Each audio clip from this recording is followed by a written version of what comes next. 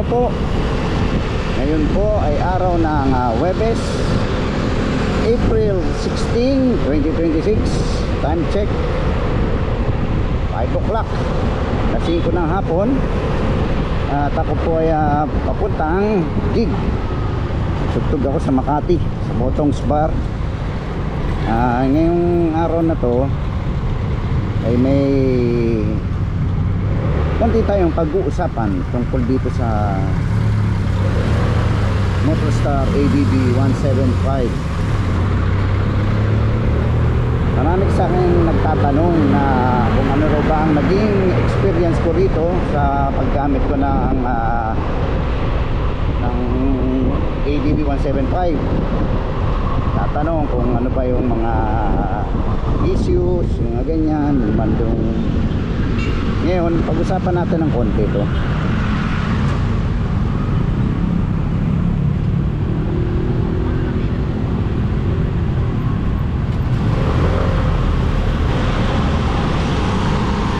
Siyempre, bagong lahat.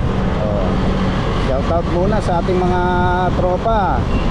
Ang Team Possible, ang Bandang Shakies, siyempre ang grupo ko, ang Insurrectos. Sana man na rin, shout out na rin sa lahat ng staff ng Botong's Bar Makati and Session Bar Mekawayan, Bulacan.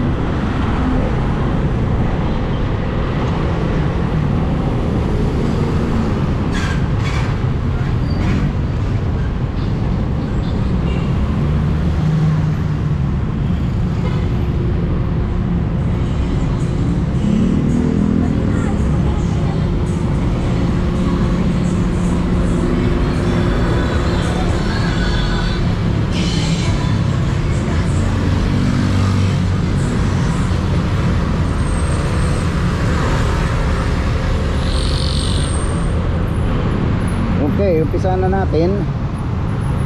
Umpisahan natin sa unang issue tungkol dito sa Motorstar ADB 175. Yung unang issue niya, yung namamatay ang makina.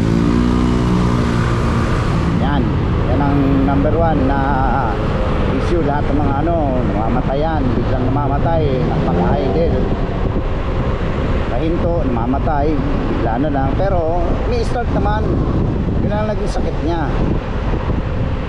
Yung iba pina-tune up lang, okay naman daw pag na-tune up, naayos. Katulad ko sa akin, medyo na-tune up. Totoo lang, matagal nang hindi namamatay itong araw-araw gamit ko halos hindi na ako namamatayan. Focus na siya, goods na siya simula nung na medyo na-tune up din. Okay naman. At ang mga piyesa niya lahat stock pang piyesa nito pero na lang yung panggilid nagpalit na ako ng panggilid. Mamaya darating tayo dyan kung ano yung pinalit ko, naging karanasan ko sa panggilid. Yun na nga, itong issue na namamatayan sa akin so far nawala ewan ko kung talagang lang. Pero sabi daw yung mga bagong labas ngayon ng ganitong ADB 175,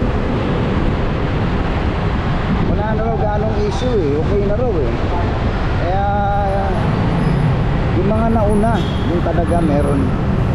Pero yun yun ang balita ko lang hindi ko sinasabing yun na yun, pero yun ang balita na yung mga bagong labas na raw ngayon wala nang ganong issue, okay na.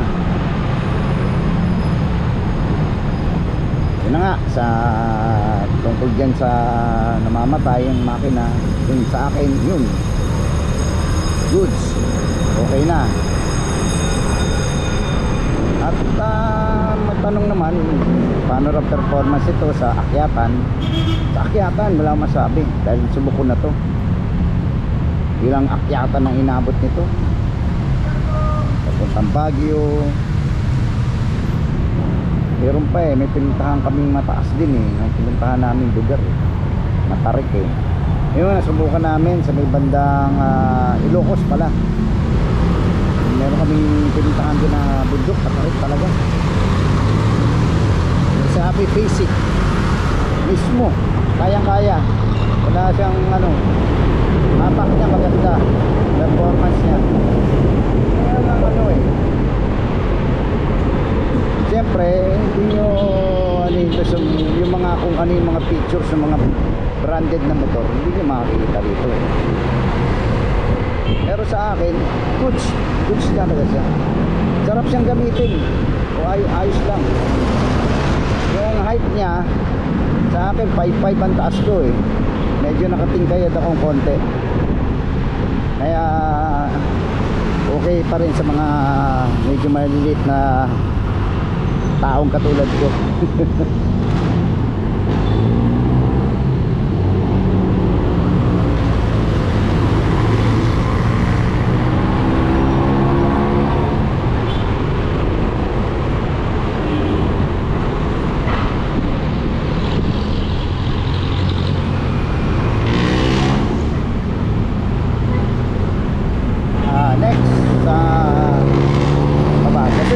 Gasolina sa ano niya, yung konsumo niya sa gasolina, nag-average siya ng ano eh, 35 to 40, ganun din eh, 35 to 40 sa experience ko ha, 35 to 40 kilometers per ano, liter.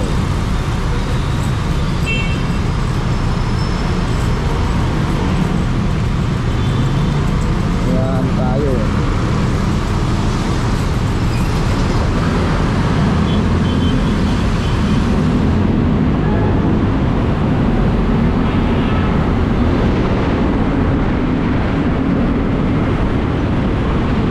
pasalamat tayo kay ate, nahulog yung mga barya ko yung ano nang ano eh, ang barya eh, nagkahulog-hulog. Hindi ko na sana pupulutin. Bubabahin si ate. Salamat sa iyo, shoutout sa ate. Ayun na nga, nasa na pa tayo? Sa gasolina, konsumo ng gasolina. Ito nga, sa 30 to 35 to 40 eh. Yan naglalaro sa ganun. Depende eh, sa akyatan ganun. Magdepende siya. Depende sa gasolina. Eh ngayon, talagang medyo hindi muna tayo nakakapag-ride sa malayo dahil tumaas ang gasolina, saka merong konting problema sa ano namang ganong ano, bahay.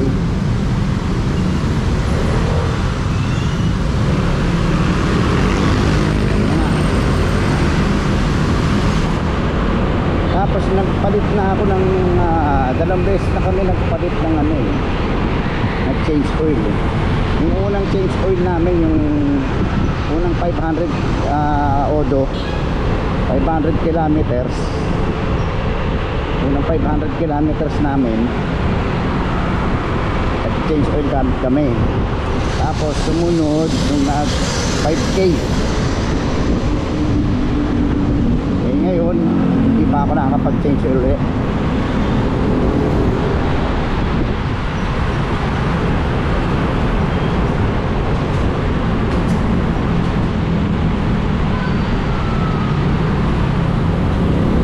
Ito pa ang naging issue ko ngayon dito. Siguro kanina napapansin nyo, yung napapanood nyo, hindi ko magana yung speedometer ko. Mapapalit ako ng ano, sensor kasi sinabi niya sa akin nung ni Freeman yan eh. Sinabi ko sa kanya na medyo ano na yung ano ko eh,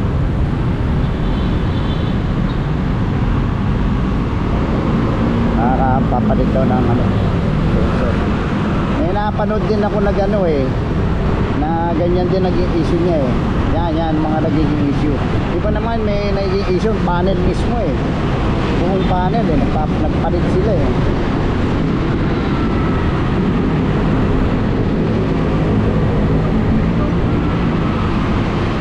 Ano pa ba?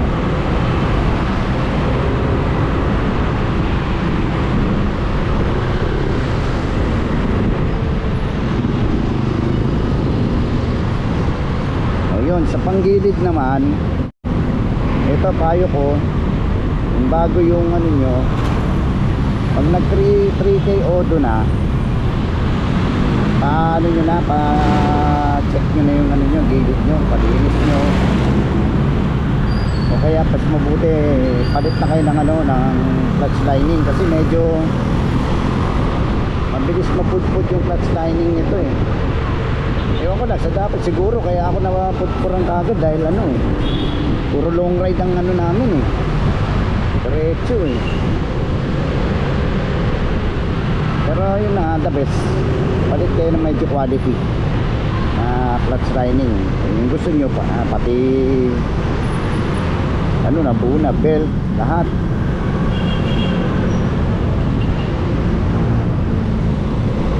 Kasi dito ang binagay na clutch lining yung HRC, tapos ang aking bell speedline racing. Ang ano rito, matibay yung belt, di pa ako napapalit ng belt, goods na goods pa raw. Pero next na ano ko talagang palit na yan, sigurado.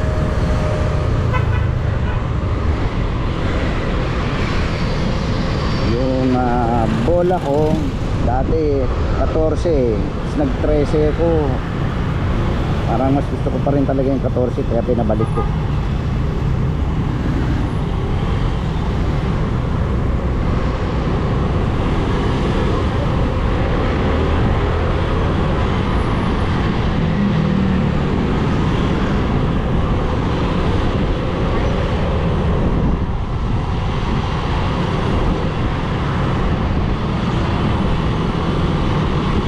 Shoutout nga pala ulit sa ating mga ano, mga Motostar ER175 owners of the Philippines, kay Boss John Lloyd. Basta na kayong lahat dyan.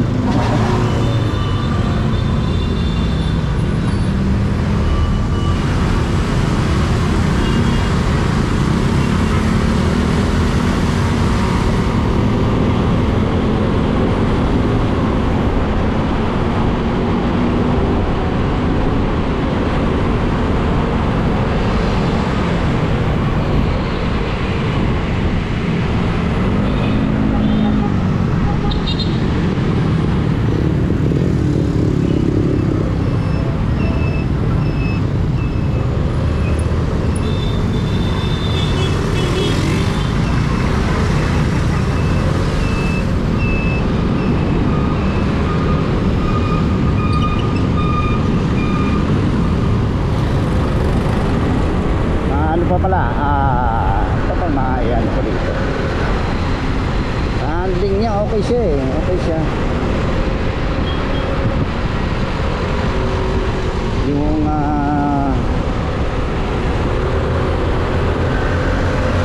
gulong niya maayos tagal mapudpud eh, bagay sa gumagamit naman niya.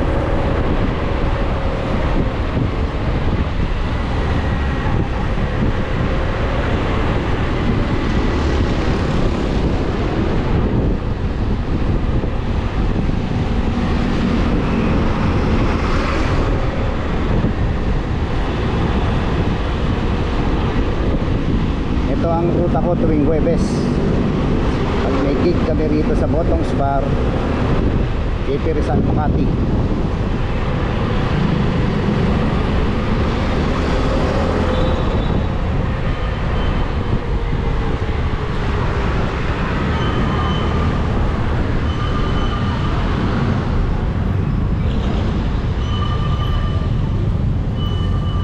Masa lang.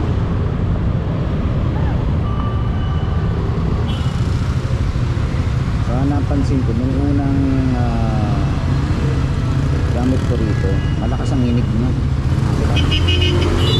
Simula nung palit ako ng yung napalitan na tawag dito, change coil, tapos napalitan itong belt, belt aking panggilid nung paayos kami. medyo manis siya, nabawasan yung inig niya. O siguro sa paggamit sa tagal.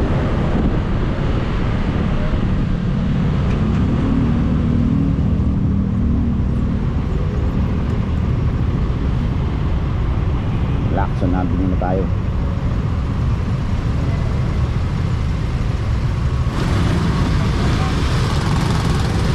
Yung mga nagiging ano pa pala na issue nitong 175 na ADB ay yung pa ba yung ano, yung nagche-check engine, biglang nagche-check engine. Yung mga naging issue nito eh, sa akin wala naman eh, siguro tiyempo lang. Tulad yung kasabay nito eh, siguro na kasi nasa abak eh, malayo yung pinuntahan, napasabay ng yung pa pala ang ano ko, payo ko, never, hindi pang rat-ratan to, hindi porket 175 to eh irarat-rat mo na. Wag gagawin. Ingatan nyo ang motor ninyo.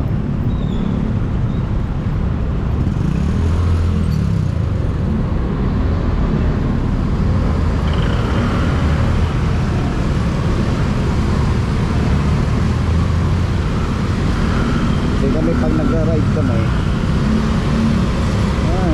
tumutulin din kami 80, minsan nagna 90, pero hindi madalas. Constant lang kami, nasa 60, 70 lang kami. Kasi siyempre tinitingnan mo yung ano eh, mga biyahe ka, tinitingnan mo yung mga view, di ba? Eh kung puro ka tulin, wala, eh, hindi makikita yung kung ano yung dinadaanan mo.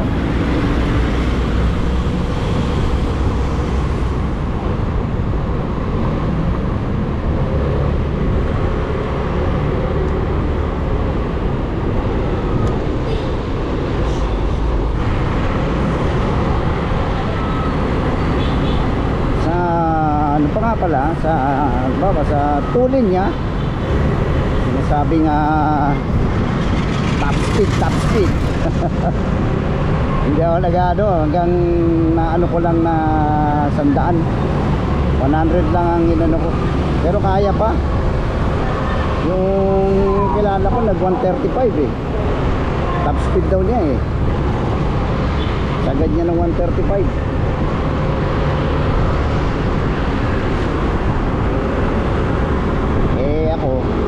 Kaya siguro di kaya ng dibdib ko.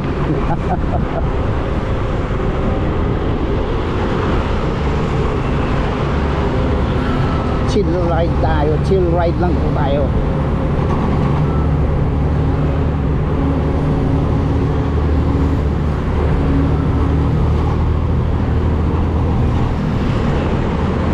Mabini Bridge na tayo, Mabini Bridge. May truck. Nahanapin itong truck na to.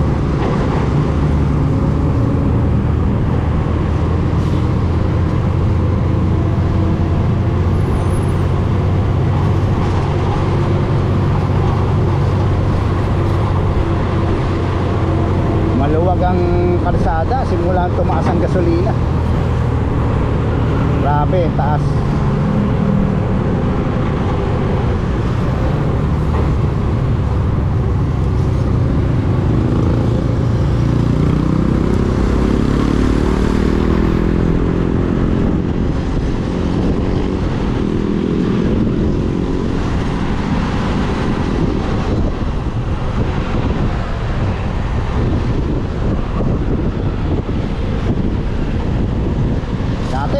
Ganitong oras yan, puno yan, traffic dito.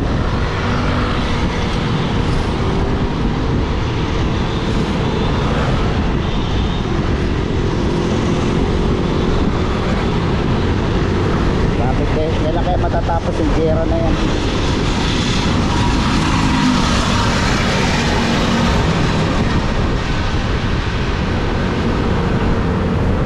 Pero mo 100, 1 litro lang.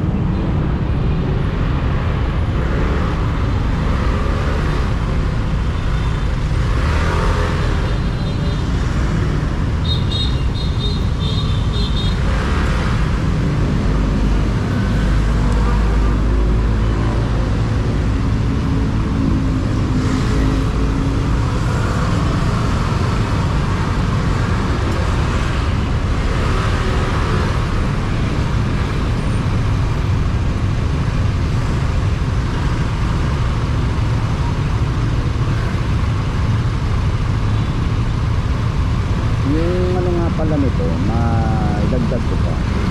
Yung akala ko nung una siyempre mainit diba? Sabi ko baka parang mag-overheat. Hindi naman. Ayos lang siya. Kaya kami, ang ugali namin, pag nag-ride kami, every 2 hours, pahinga kami. 10 to 15 minutes. Pag yun naman, yung kumakain kami, nagiging 30 minutes, ang oras pa nga eh. Basta, ganun, laging hindi continuous na 4 hours, mabiyahe ka, walang hintuan, walang pahinga. Masakit na rin sa yun.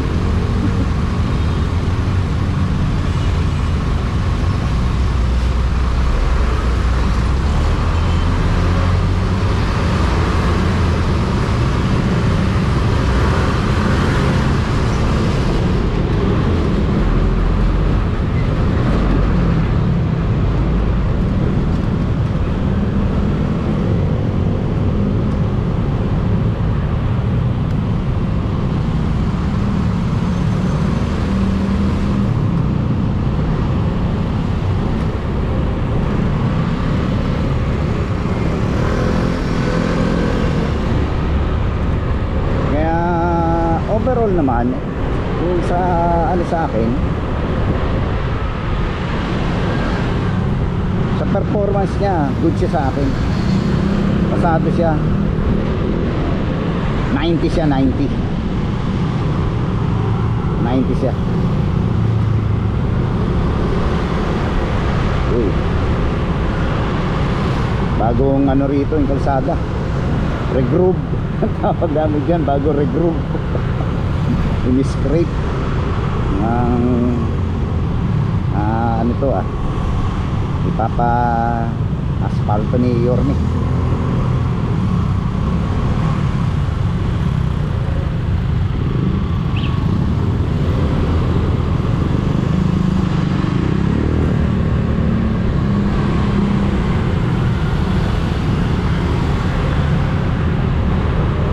Yan ang kalsadang bagong regroove. Oh.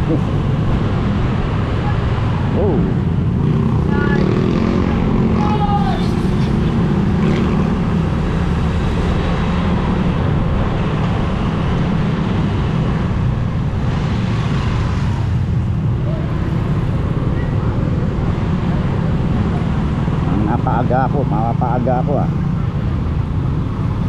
Pero okay lang. Better to be early. Kaya nga.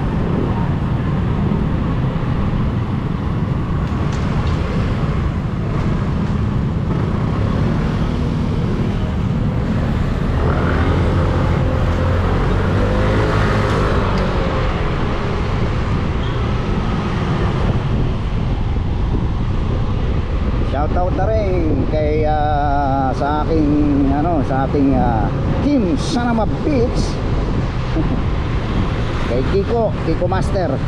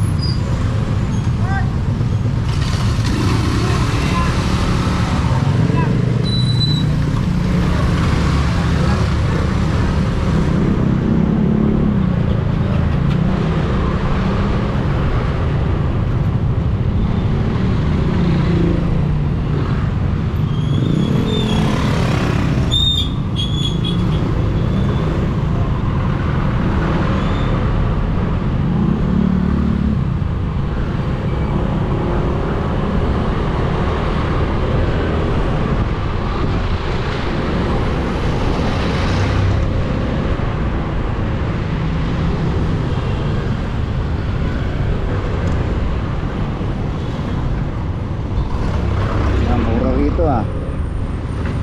Ang gasolina, 85 lang dito. Amen, 88 Petron.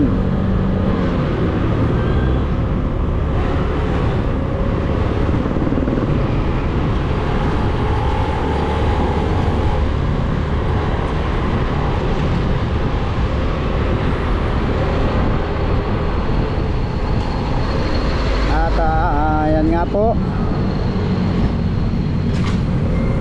Yan, tumuwid muna si ate. Yan nga po, yan lang muna po ang aking masasabi tungkol dito sa Motorstar Easy Ride ADB 175. Kaya ako po si Vincent Show. Ang laging tatandaan, enjoy ride, enjoy life. Ride safe mga boss, paps.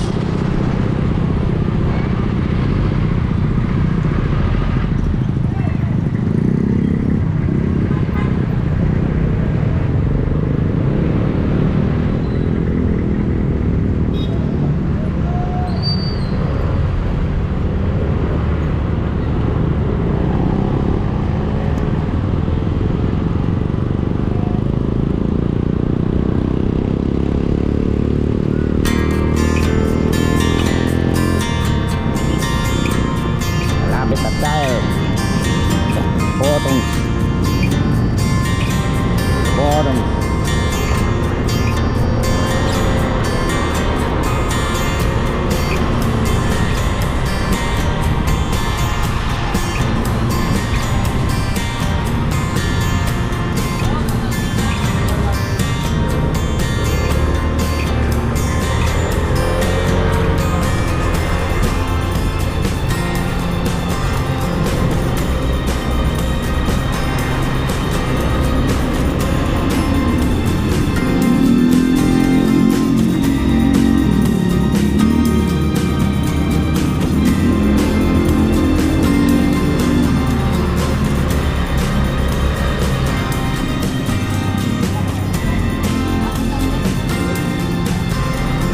Ayun oh. Aming set.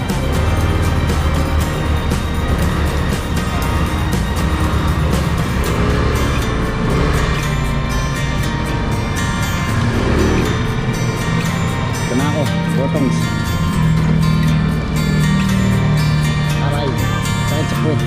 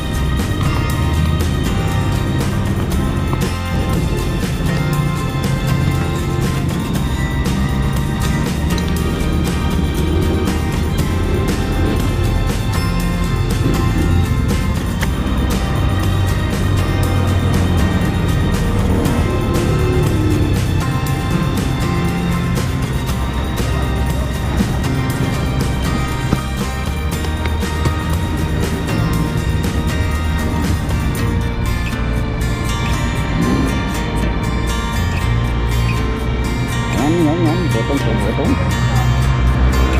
Ayan o, pangalan namin. Maraming tao kagabi. Okay lang.